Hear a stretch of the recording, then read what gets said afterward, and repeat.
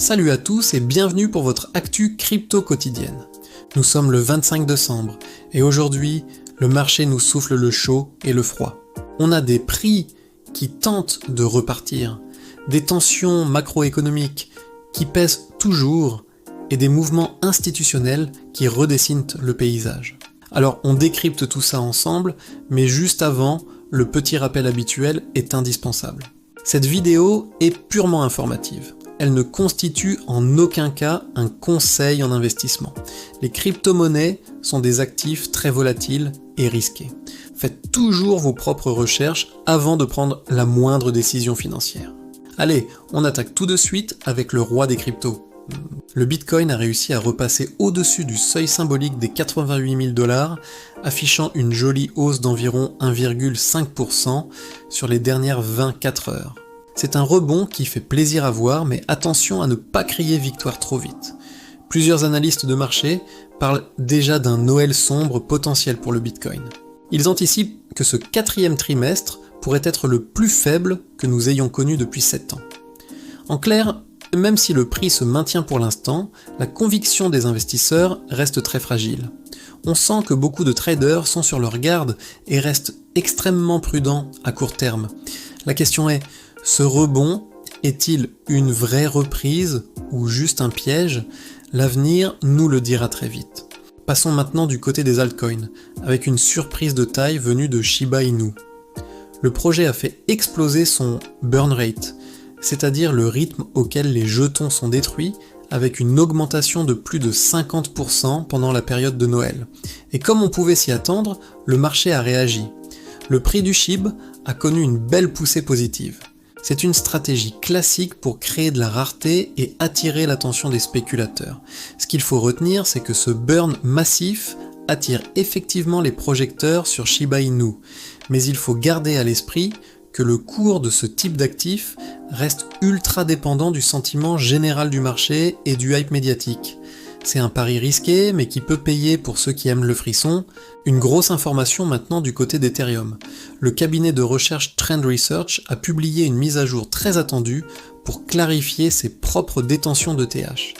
Cette communication arrive après plusieurs semaines de rumeurs persistantes qui laissaient entendre qu'ils vendaient massivement leur position, ce qui avait créé pas mal d'inquiétudes sur le marché. Le message clé de cette clarification, c'est qu'il n'y a pas eu de dump massif, pas de vente en panique de leur part. Cependant, cela nous rappelle que les institutions sont très actives en coulisses et que leurs moindres mouvements sont surveillés de très près par toute la communauté.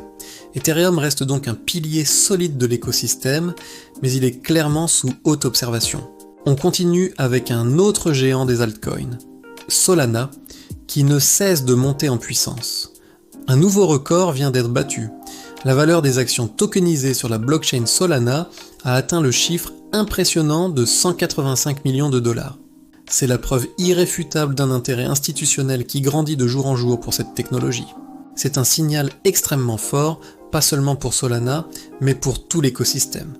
Cela montre deux choses. Premièrement, la tokenisation d'actifs du monde réel, comme les actions, est en train de devenir une réalité concrète. Et deuxièmement, l'adoption de Solana dépasse maintenant largement le cadre de la finance décentralisée classique. La blockchain attire désormais des acteurs bien plus traditionnels. Et en parlant de finance traditionnelle, un signal très intéressant nous vient de Russie. La Sberbank, l'une des plus grandes banques du pays, serait en train d'étudier la possibilité de lancer des prêts garantis par des crypto-monnaies. Voir une institution bancaire aussi établie envisager d'utiliser des actifs numériques comme collatéral pour des prêts, c'est un pas de géant. Cela confirme une tendance de fond. La crypto continue de s'infiltrer progressivement dans tous les rouages de la finance classique, et ce, même dans des zones géopolitiquement complexes et sous sanctions comme la Russie.